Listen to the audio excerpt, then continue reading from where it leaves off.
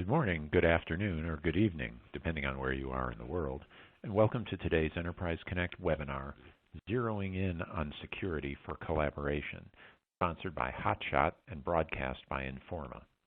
I'm Eric Kraft with Enterprise Connect, and I'll be your moderator today. We have just a few announcements before we begin. This webinar is designed to be interactive. The dock of widgets at the bottom of your screen will allow you to learn about today's speakers, download resources, share this webinar via social media outlets, and participate in the Q&A session that takes place at the end of our presentation. The slides will advance automatically throughout the event. You may also download a copy of the slides via the Resources widget. Toward the end of our webinar, we'll ask you to complete our survey found on the right-hand side of your screen. Please take a minute to fill this out before leaving us today, as your feedback will provide us with valuable information on how we can improve future events. Lastly, if you're experiencing any technical problems, please click the Help widget found at the bottom of your screen, or type your issue into the Q&A area, and we'll be glad to offer one-on-one assistance.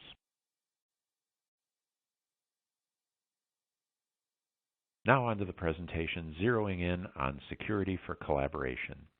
Discussing today's topic is Sorell Slaymaker, analyst with TechVision Research, and Aaron Turner, founder and CEO of HotShot Technologies. Sorell, over to you to get started. Thank you, Eric. So, unified communications and collaboration security is its own little niche. I always say that securing unified communications and collaborations is you're securing interactions, not just transactions. So most of security that's out there was designed for securing transactions to make e-commerce and other transactions secure. Here today we're going to talk about unified communication collaboration security and securing those interactions. And I will discuss why UC is hard to secure, some of the risks with today's UC applications, and review a UC security model that we've put together. So with that, we'll first talk about why is unified communications and collaborations hard to secure. The first reason is, users are everywhere. They're mobile, they're working in the office, home, partner sites, and stuff like that. You're not just dealing with users in a single office building or a data center. So they're everywhere, and so any type of security solution you have has to be able to work end-to-end where everybody's at on the devices that they're at. The second, over to the right, is unique technology. So there's a lot of unique technology that goes into unified communications. First of all, a lot of unified communications use the UDP protocol versus the TCP protocol, and UDP is harder to secure than TCP. A lot of times it's peer-to-peer, so I have one user talking directly to another user without that going through a centralized server where I might have a security stack. The third is there are a lot of proprietary technologies that are out there that are not mainstream, and so you have to have special security solutions to be able to handle those vendor proprietary or industry solutions that are not standardized. And then the fourth part of this is security has to be bidirectional. So unlike me as a user going to a web server where I generate a session to that web server, here either user can call or initiate that conversation. So I have to be able to have my security set up that is bidirectional. And lastly, we here at No Jitter like to say that we don't like any jitter. One thing that has caused a lot of problems with voice over IP and other interactive solutions over the years going through firewalls and other security devices is a lot of times these firewalls and security devices will get loaded down, and in the process they will add a little bit of jitter to the conversation. And we all know that if you start adding more than 20, 25 milliseconds worth of jitter, you can start impacting the real-time communications. In the center left, there's also the third challenge, which is privacy. So in the world that we want to keep everything confidential and private, and we live with all these regulations that keep growing, including GDPR and others, and plus retention laws. We have all these things that, as a solution, we have to follow, and they vary by country, by industry, and how you're regulated, so we have to abide by those. The fourth area in the center right is the user experience. So we want to make sure that the user experience is as robust and as easy and convenient as possible. A lot of times users will gravitate towards what's easy and convenient, not always necessarily what is secure. And so if we're going to talk about securing UC, we have to do so in a way that's very low friction so that we minimize any impact to the users, or as I like to say, it's frictionless. The fifth challenge is remote control. So with a lot of these collaboration solutions, you can actually take over control of someone's in-desktop, which is very convenient if you're helping someone troubleshoot an issue, if you're collaborating on a document and other type of use cases. But if a bad actor also has that capability, they can have someone, for example, on the inside, and then they can take over their machine and on the off hours, use that machine to probe and get further into the network. And the last area, and this is a big challenge that's been getting a lot of press out of the Wall Street Journal and New York Times and others, is spoofing. So we all get calls from spammers and others that are manipulating caller ID. Well, also hackers and other bad actors can do this, and they've gotten so sophisticated they can also spoof someone's voice. If you ever listen to some of the off things regarding our presidents and how they manipulate his voice, they just take that similar technology and use it for others to be able to take your voice biometrics and make it sound like it's you, even though it might not be you. And then we always also have to worry about, our email accounts getting compromised, us losing our mobile devices, or other types of spoofing that can go on.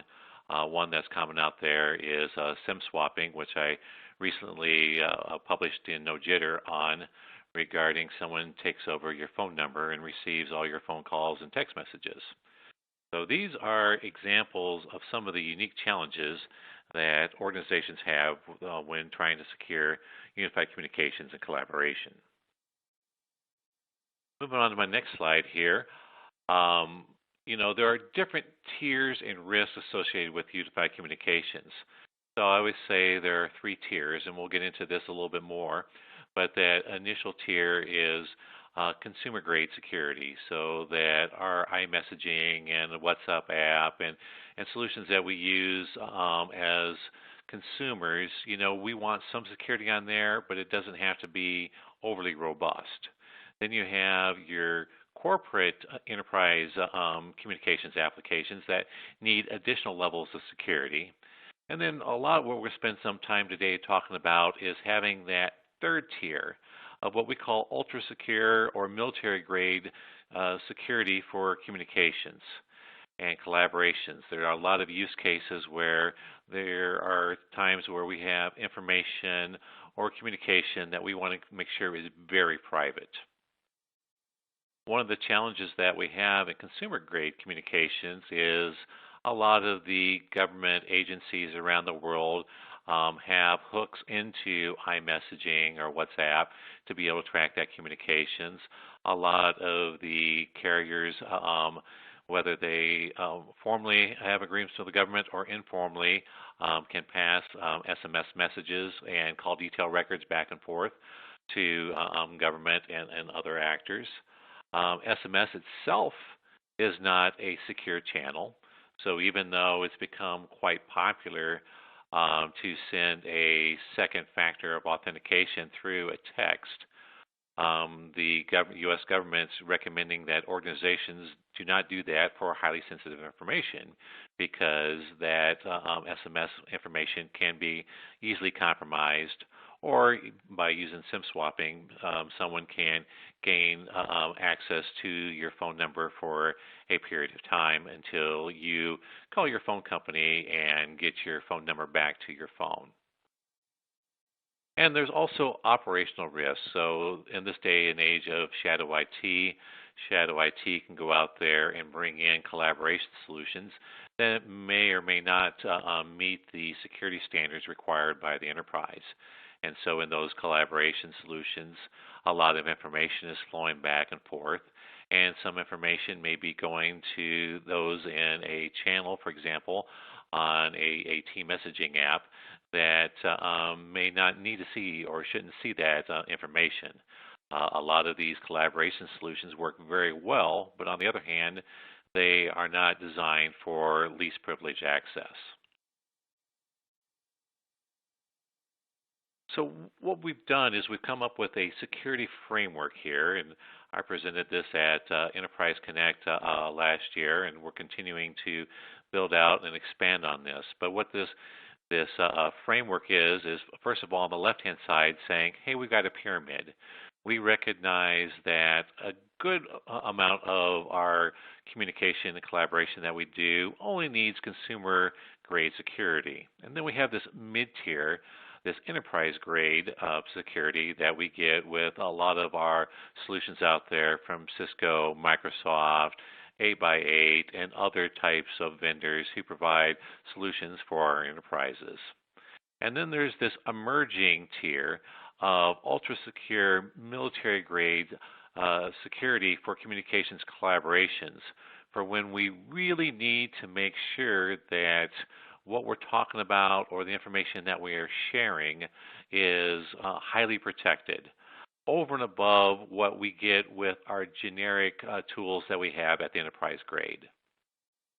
And so on the right-hand side, I actually put in 6 areas of additional security controls that we add to go from consumer enterprise to the ultra-secure military grade. The first is identity. So in a consumer-grade solution, I'm pretty much saying I am who I say I am. So I'm basically providing my credentials, and I may be lying or I may not. In an enterprise grade, you're actually validating that against a directory like Active Directory. And in a military grade, the top tier, you're actually using multi-factor authentication, in some cases one-time passwords. You're putting time limits on that information that you have access to or the message that you send over. And you're also have the option of adding location so that your location of where you're accessing this information or communicating is part of your identity and whether you have access or not to that information and communication. The second area is your network. So in a consumer-grade world, you're using any network that's out there. Enterprise-grade, you're typically using the private network that the enterprise has. You might be using a virtual private network to get into that private network, or a mobile device manager that keeps your mobile communications private to that enterprise. Well, you get up into that top tier, that military grade, you get into zero trust networking, where you have a network that's locked down and only those users have been pre-authenticated and authorized can pass network traffic from one point to another point. The third area is encryption. So in a consumer world, encryption is optional. In an enterprise-grade solution, you want end-to-end encryption, so from one user to another user. You just don't want like one segment of the call being encrypted. You want it end-to-end encrypted. And in this third tier, this upper tier, we're talking about actually doing a full 256-bit AES for every session or every message. So I'm not just setting up a one and done, and every time I use WebEx, no matter how many times over the whole month, it's always the same security key. Here what we're saying is on every interaction, on every message, that you have a unique key. And the fourth area is device. So in consumer grade, you're basically supporting any device. Enterprise grade, you're looking at an enterprise managed and controlled device. Whether the enterprise owns it or not, it's at least enterprise managed. And then in the ultra secure, you're looking at a device that's hardened so that you cannot easily add a new application or spyware to that device. The fifth area is looking at your proxy services and being able to control and monitor what information is going in and out. So in an ultra-secure world, you're doing data level protection, and in some cases adding watermarks to both the content and or the communications. So you might add a watermark to the audio conference. For example, if I'm a CEO doing a investor relations call to 20 other institutions and someone leaks my audio onto YouTube, I can, with an audio watermark, come back and say who of the 20 people that were on this investor relations call actually leaked that audio. And then lastly is having a good security event management system that you can do correlation, so that you are looking at all the baseline of what's going on, and then anytime you have anomalies, and you're using some of the advanced AI technologies to detect what's going on in the environment and where there might be higher risk or instances of something actually going on.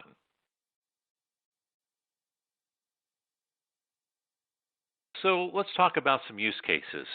So let's bring this back to the real world. So a lot of times when we're just having our weekly staff meetings or we're doing a call like this, we don't need that ultra-secure communications.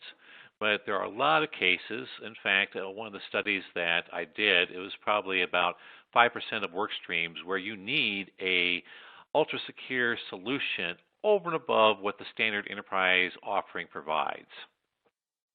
So the first use case is talking about protecting intellectual property. So you have R&D teams that have information that is highly confidential, that you want to make sure that this information is not being shared, whether purposely or accidentally, outside the organization or to others who can find value in that information. So for a lot of organizations, especially in R&D, but not only with R&D, but also, executives, So if I'm talking to my management team about a set of layoffs that's going to occur in a month, I want to make sure that that communication is very secured and that no one else is listening in or has access to that information. The second one, which is sort of feeding into this, is about all the regulatory and all the other interactions that go on in an organization that is privileged information that you don't want shared. So a lot of times executives will forget to block their calendars. So I, as a regular employee, can go in and say, this conference call with 40 other people is going on. I think I'll join in and listen to it. And so, a lot of times people are not looking at all the people who are joining these larger conference calls. And so someone who's listening in may not supposed to be in getting that information and listening in. So being able to secure and make sure that only those who need to be interacting in that conversation are doing so. The third, and I really like this use case, is what do you do if all of a sudden your organization's been hacked? So you've been hacked, people have access to your Active Directory and pretty much have your credentials, and now they're holding you hostage and telling you to send $1 million in blockchain to this account. So you can't just start saying, here's our remediation plan, because the bad actors can be listening into it. So you need to be able to have a solution that's out of band so that you can go in and actually communicate with all the different people, both internally and externally, that you need to be able to remediate the problem that's going on.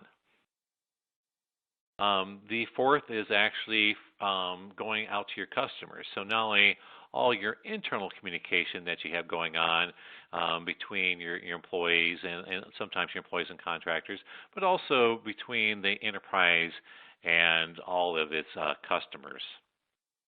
So you want to make sure that a lot of that information is kept private and confidential, because if it gets leaked, then it hurts the company's reputation and the trust, and a lot of times the future business with your customer base. And lastly, and this one's becoming a bigger one every year, is the growing need for compliance.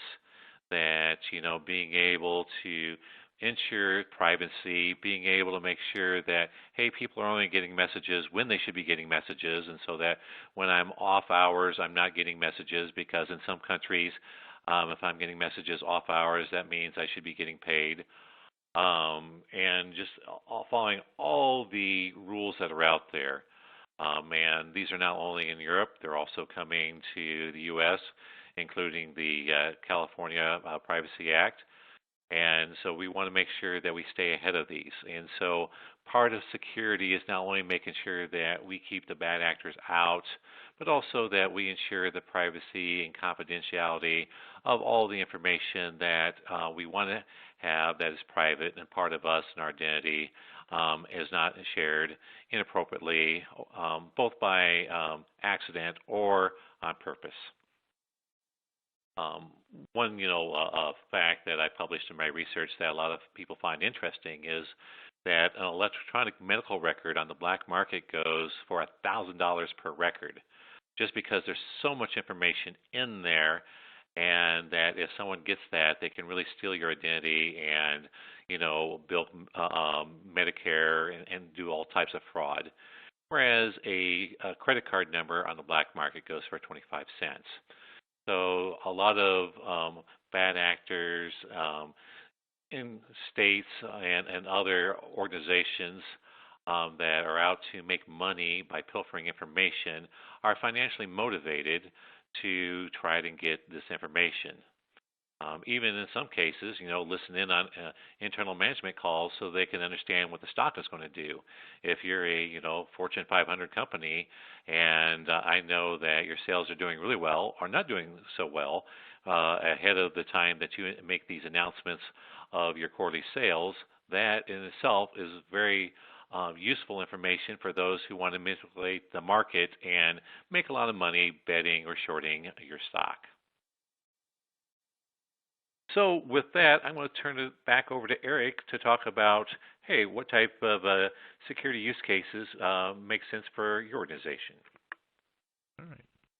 Thanks very much, Sorell. And we do have a poll that I invite everyone to take where we'd like to get your feedback on the question, what percentage of collaboration work streams at your company do you think need to be ultra secure? Would it be less than 2% or 2 to 5%?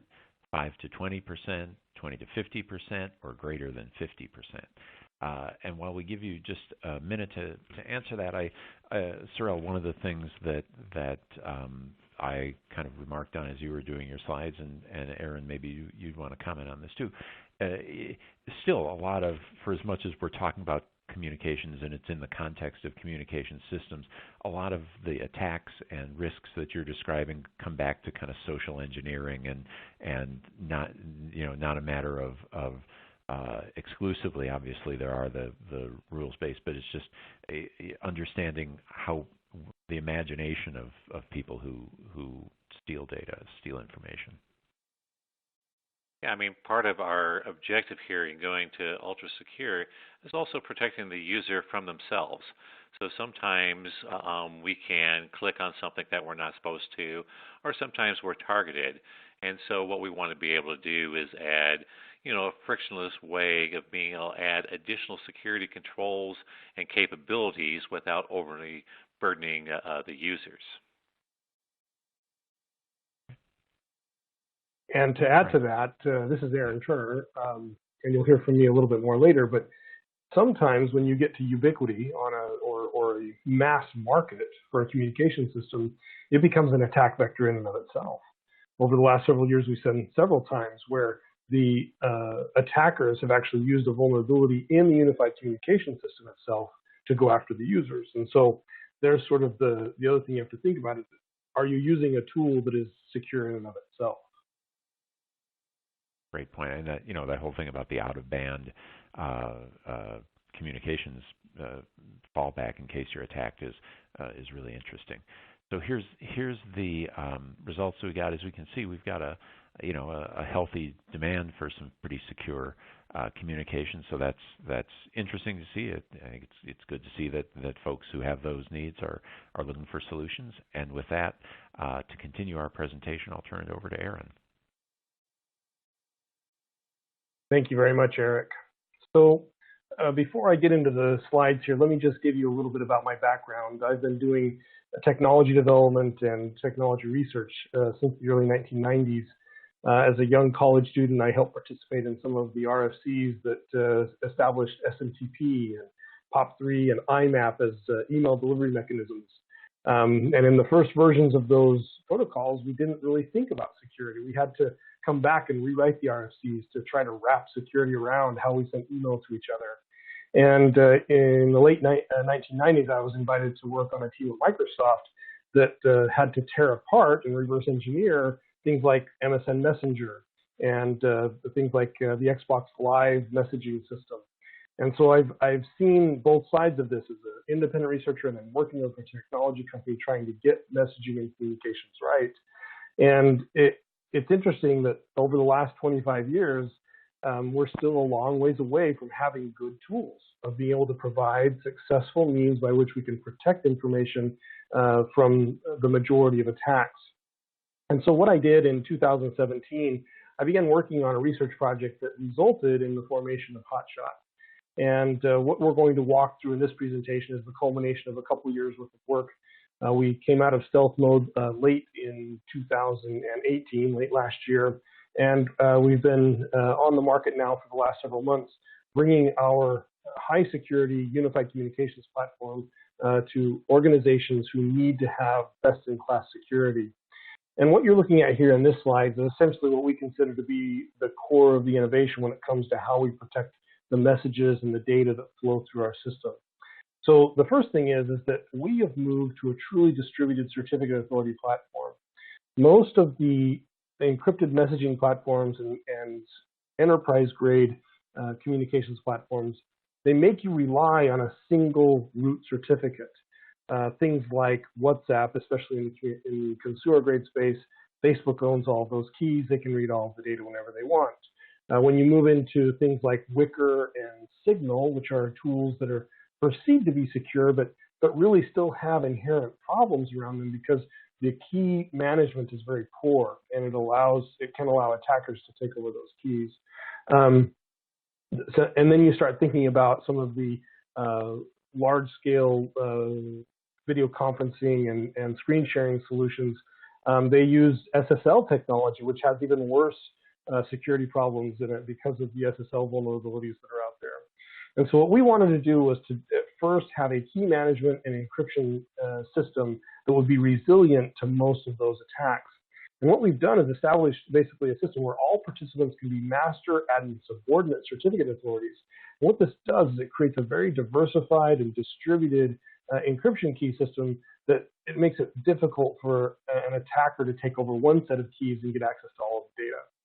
The next thing we've done is we've used fast time-bound keys. What this means is that the keys have a very short life cycle.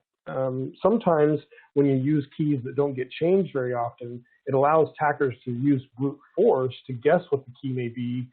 There are a couple of very interesting GitHub projects where you can crack some of the keys for some of the popular enterprise-grade collaboration systems out there, where you can basically take them to Amazon and pay $200 to $2,000 and essentially reverse engineer the keys associated with certain enterprises' communications platforms.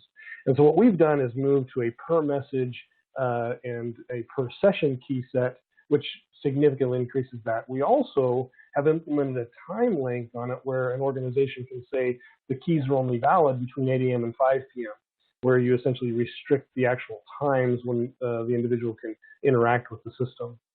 And the most important thing from our perspective is that we've implemented an identity system that actually uses sensors on smartphones to assure where someone is at. We use a combination of GPS, cell tower transponders, and Wi-Fi access points to build essentially a risk-based view of where someone is at. And this is very, very important when you move into things like GDPR and ITAR. And so by putting all of those things together and then delivering it in a messaging platform, that's where we've gotten some really good traction with our first customers. And so if you think about the way that we've implemented this, we want to make sure that we have true location-based policy enforcement. So what you see there in that first slide is, in that first section of this slide is, you can set a pin with a radius around it to say, I only want this data to be valid or available in this particular factory. So for example, we're working with some very sophisticated manufacturing companies. They do have to do business in some places in China. They want to set a pin that the data is only available in that one factory in China and nowhere else.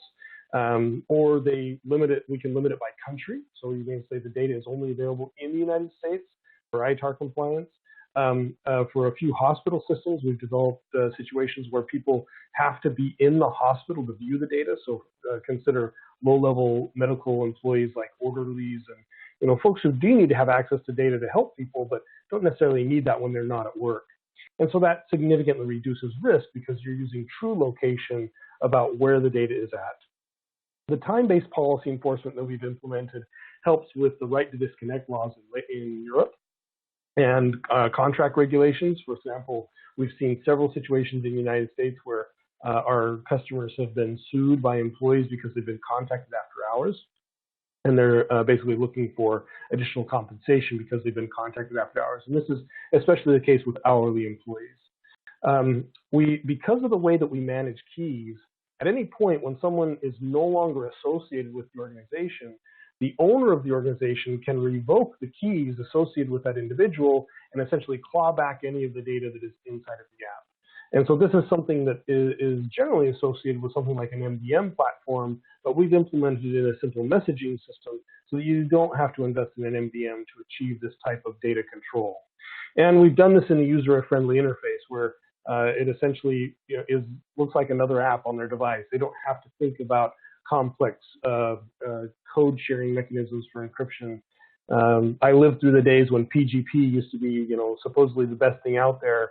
And it was interesting that even among supposed technology professionals, implementing PGP, the open source encryption protocol, sometimes people would make mistakes. They'd accidentally share their private key instead of sharing their public key. They'd accidentally not copy and paste someone's seed correctly to be able to communicate with them. And so we've tried to eliminate all of those user-associated problems using high-grade encryption, and we've gotten good feedback so far. So if you think about what we've tried to do here is that there's a term that's been used in many different cases of zero trust. And this is really about saying that there are certain communications that you don't want other people in your organization to know about. Sorell mentioned some of those where you may have people who are opportunistically looking to join conference calls, or you may have a situation where you have a security incident, an actual cybersecurity incident in the organization. You may have hackers inside of your infrastructure. How does your security operations team go about coordinating their activities so that they aren't using the compromised infrastructure to respond? Having worked on many, many incident response cases in my career, the favorite thing of attackers to do is to get in the communication stream of the security team so that they know, they have a view into what the next chess move is. Oh, they're going to turn this port off on this firewall. Okay, well, let me establish this alternate channel before they change that firewall rule. And so it basically, when security teams use the infrastructure that they're supposed to protect, oftentimes the attackers use that usage of compromised infrastructure against the security team. And so there are other situations where you want to make sure that you protect high-level, high-value manufacturing data. So in situations where you're making a product and you don't want that product information to be stolen, you don't want that product to be commoditized, you really want to make sure that you're looking through all of these factors of who has access to the data, and that's through a simple user ID, how they're accessing the data. You're not using an insecure protocol.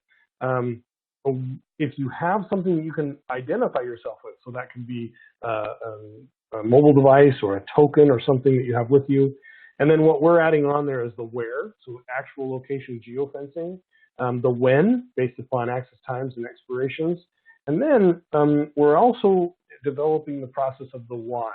Why is someone trying to access things? And so with the deployments that we've done inside of large enterprises, we're actually working with the security operations team to do a sort of behavior analytics to say, did this person badge into the building before they tried to get access to the data?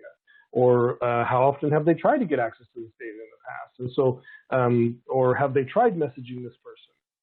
And so these are the things that we've done to basically bind our authentication and authorization services based upon our very fast encryption system, our location-based keys, and our zero trust framework to basically do things like synchronize with Active Directory and other directories to help protect data at scale. And so if you think about the user interface, this is where things are critical. Like I mentioned in the past, PGP in the past was very, very difficult to use because of the user interface.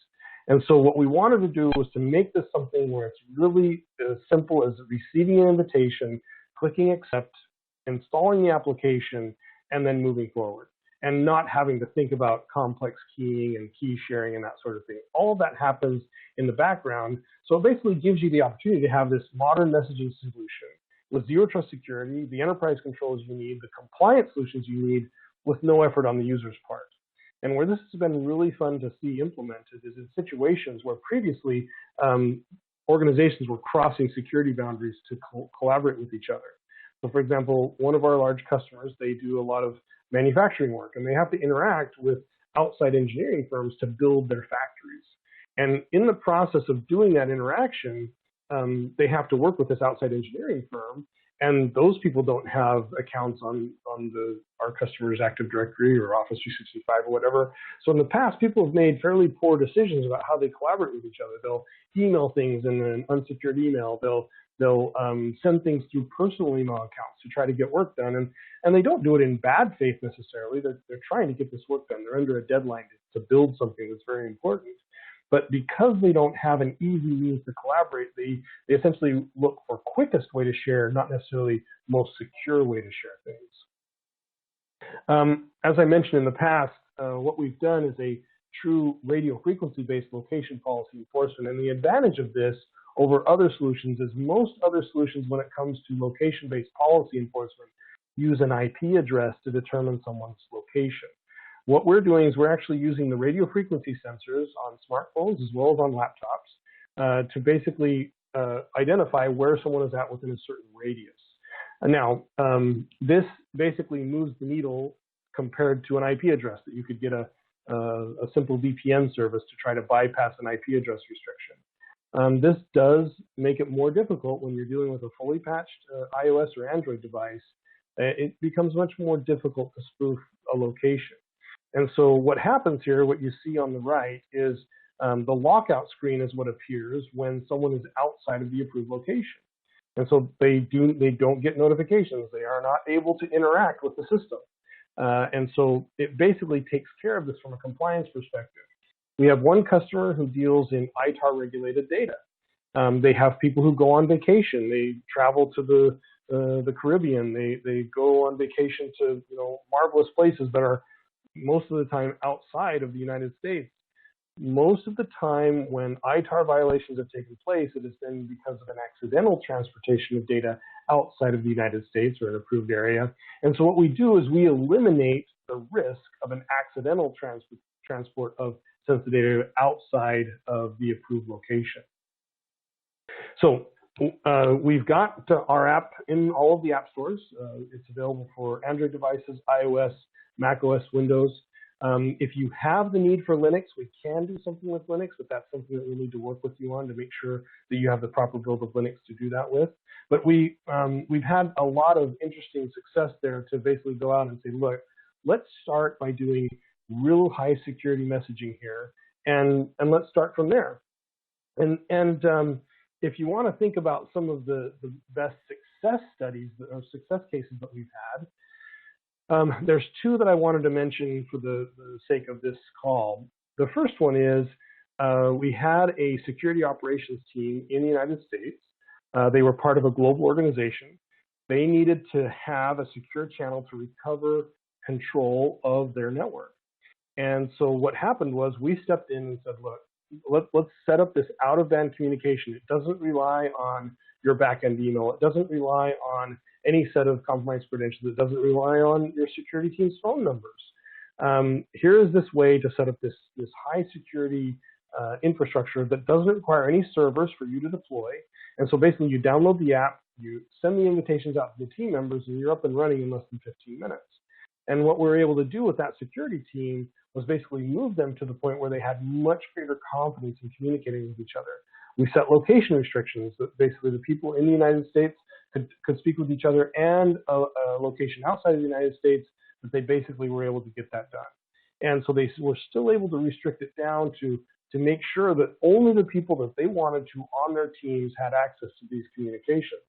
Now, this is important in this particular case because this particular customer we were working with, there was the potential that they were dealing with a nation-state actor.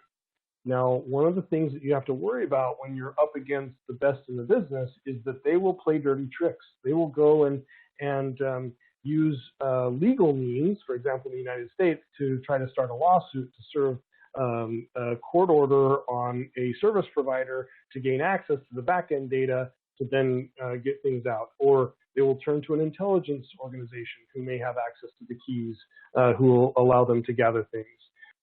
One of the things that people should be very, very aware of is that on iOS, Apple has made it so that the user cannot manage their roots of trust.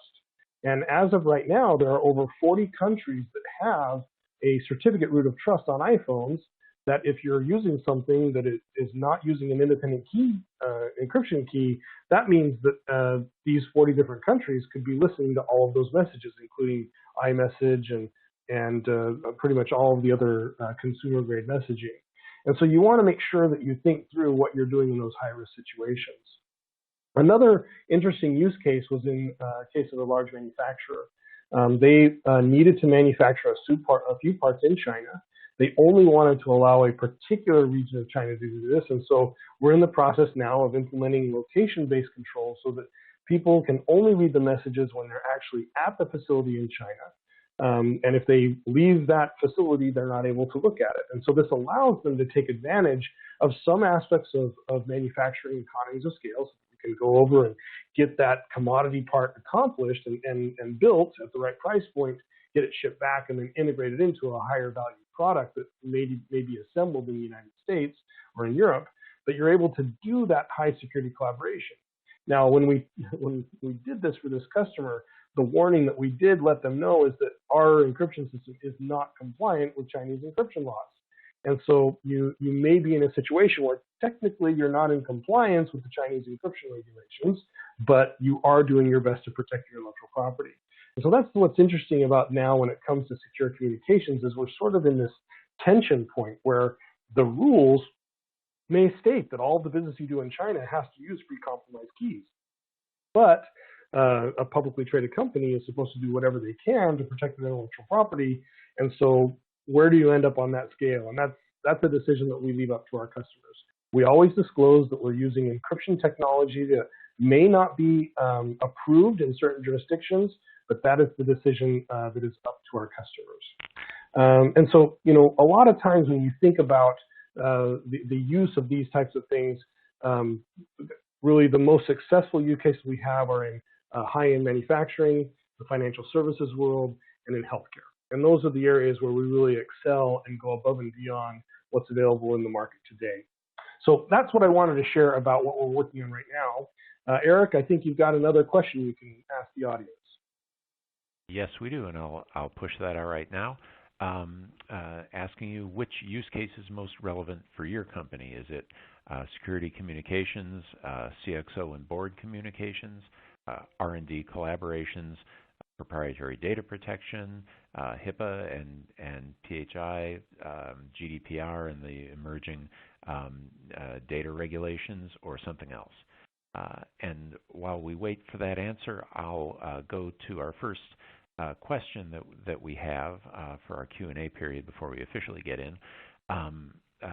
Actually, let me ask a little quicker question and answer, and that is, you know, the audience that looks at communications typically are folks within the IT organization who have a focus on communications.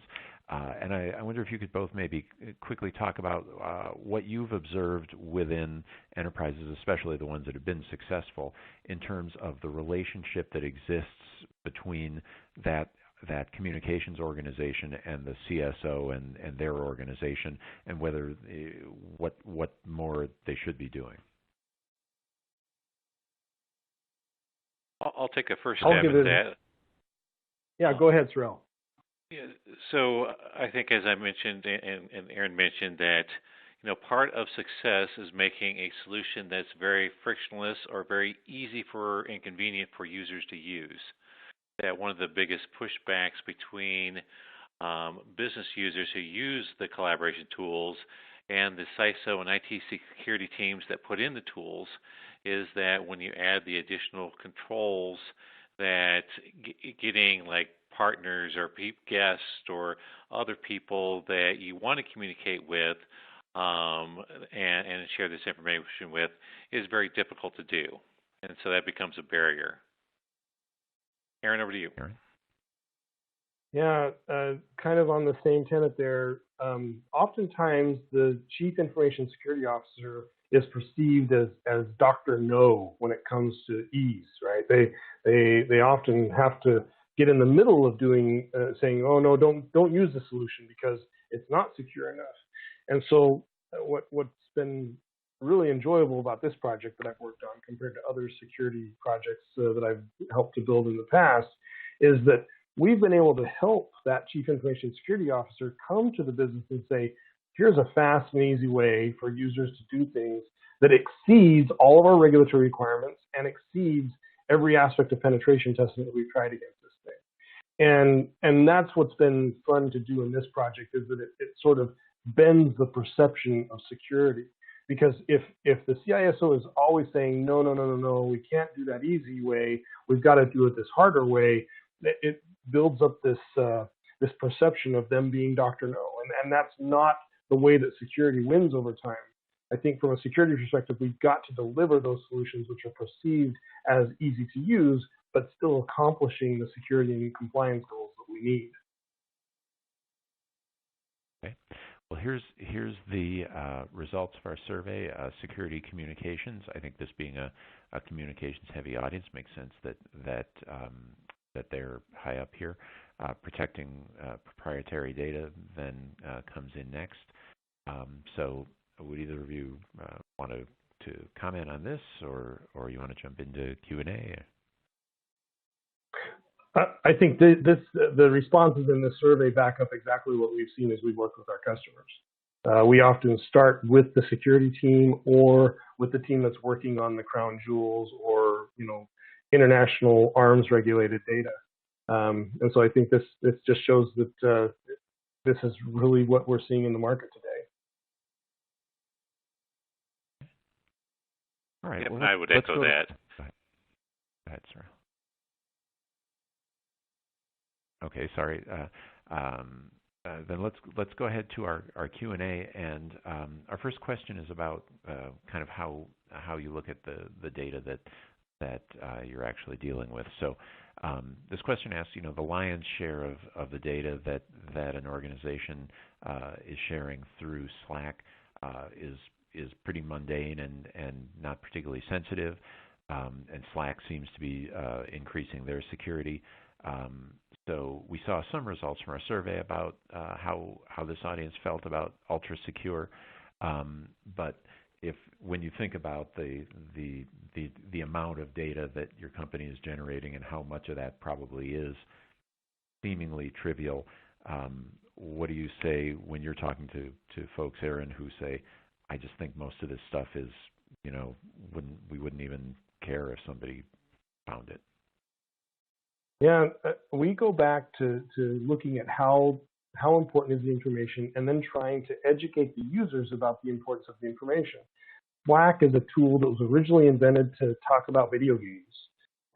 And Slack is a great tool to talk about, I think, some of the most interesting situations of Slack that we've seen in the enterprise have been things like fantasy football leagues inside of an organization, or being able to collaborate hobbies and things that people like to work on. And I think those are excellent ways that Slack can be used. Slack is not a tool that should be used for proprietary data relative to trade secrets or anything that's regulated based upon time or location.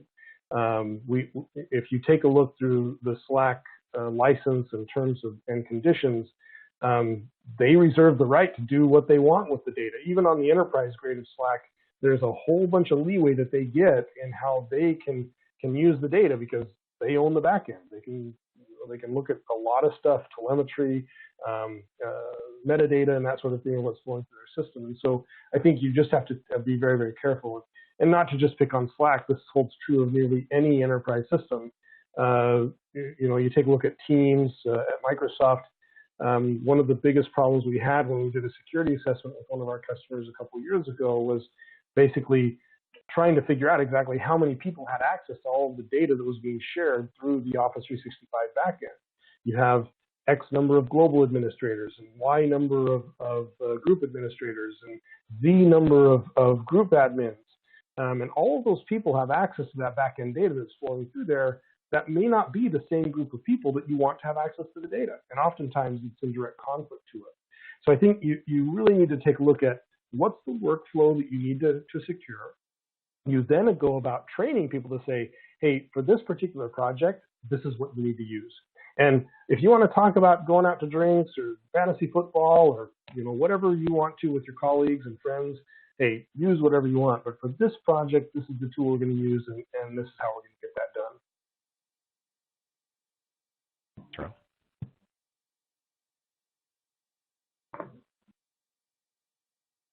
Hey, Sorell, did you have anything you'd like to add? Or? I think Aaron did a great job on that. And I think that's part of the reason that we created a sort of a pyramid. We realize that there's a lot of use cases out there where, consumer or enterprise grade communication is good enough. But, just like with all things, sometimes good enough is not good enough.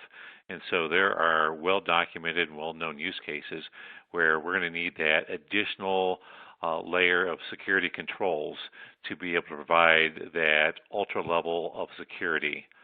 And that's where we're advising organizations out there to add onto, not replace, but add onto and offer the users options based on what's going on so that they have the tools to be able to use when they need to use.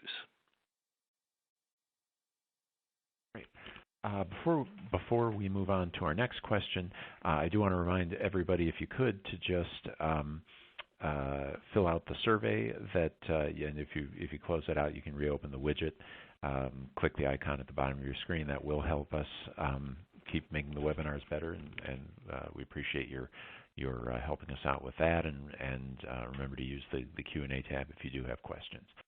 Our next question relates to the ROI of a security system like Hotshot, and thinking about this question centers around GDPR fines and how that certainly had a lot of people very concerned when that first went into effect, and about the magnitude of that those fines could have been.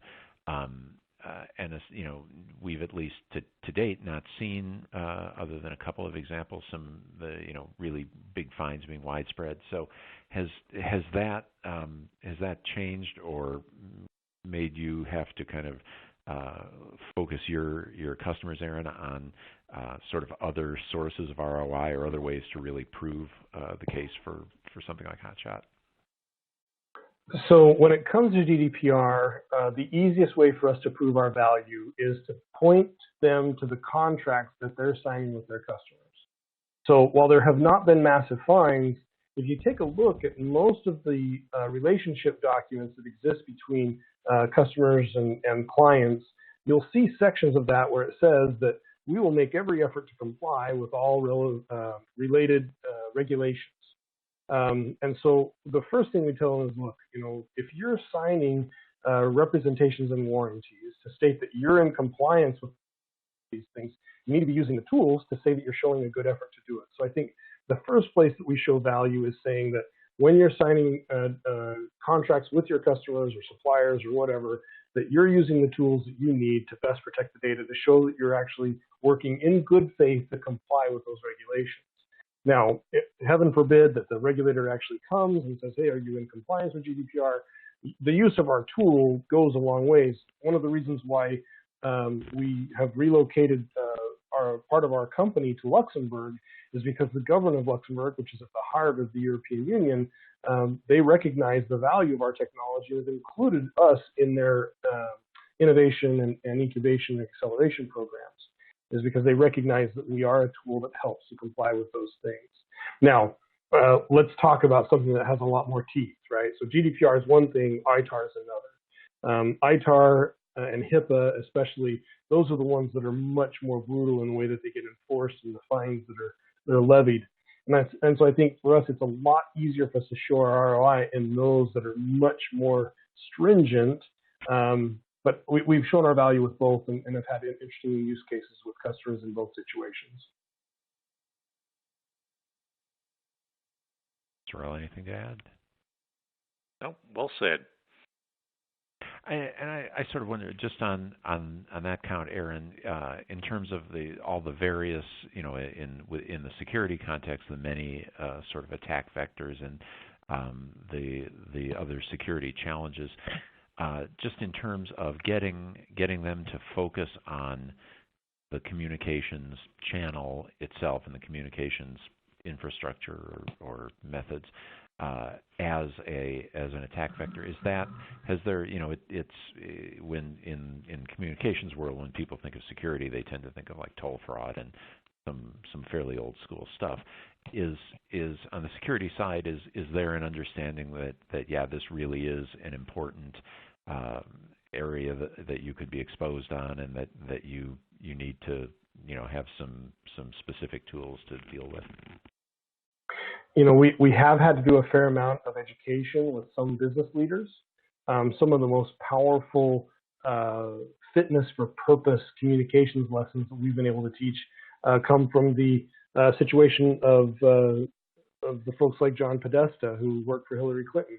He lost control of his email credentials, and because he lost control of his email credentials, a whole bunch of non-flattering information came out about who he was working for, and as a result, pile insult on injury, and bad things happen to his boss. And so we go through those situations where we show, email is not a good channel, and especially personal email, which was the case of his Gmail account in the case of John Podesta. You use those really bad situations to educate people. And what we try to do, we don't perceive Hotshot as a complete solution to every problem. And so when we go in, we're usually going in with a partner to solve a bigger problem. And so we come in to help solve a bigger solution. So for example, in the financial sector, we're usually going in as part of a larger solution to reduce fraud, reduce the impact of phishing. With one of the organizations that we're working with, they've been put in a situation where they could have lost millions of dollars due to a fraudulent wire transfer because they are accepting wire transfer instructions through email. That's something that should not be happening. You should be using a much more secure mechanism than email for those types of important communications. And so we want to come in and basically say, look, how can we create a solution for this? And that's where working with our partners has been very helpful. I think a lot of organizations have I've been using email for 10 years and it hasn't burned me, so why now? And it's one of those things that your odds of having, information leak from your organization will continue to go up over time if you don't change and adapt, because, bad actors and other governments and institutions are out there to profit and get information, and information is power. And if you don't adapt and evolve quicker, then eventually you'll be compromised. Well, that's an appropriately unsettling note, I think, to end our hour on today. I want to thank Sorell and Aaron both for the terrific presentations and really useful insights about what we at Enterprise Connect are very, very convinced is going to be a much bigger topic for the communication specialists in particular as we move forward. So it's been a great opportunity to get some really great information on that. For the audience, we thank you for joining us also. In the next 24 hours, you'll get a personalized follow-up email with details and a link to today's presentation on demand. I encourage you to share that with any colleagues who weren't able to sign up, but who you think would get as much out of it as I and the rest of our audience here did today. This webinar is copyright by Informa. The presentation materials are owned by or copyrighted by Enterprise Connect and HotShot, and the individual speakers are solely responsible for their content and their opinions. On behalf of our guests, Aaron from HotShot and Sorell Slaymaker, thanks for your time and have a great day.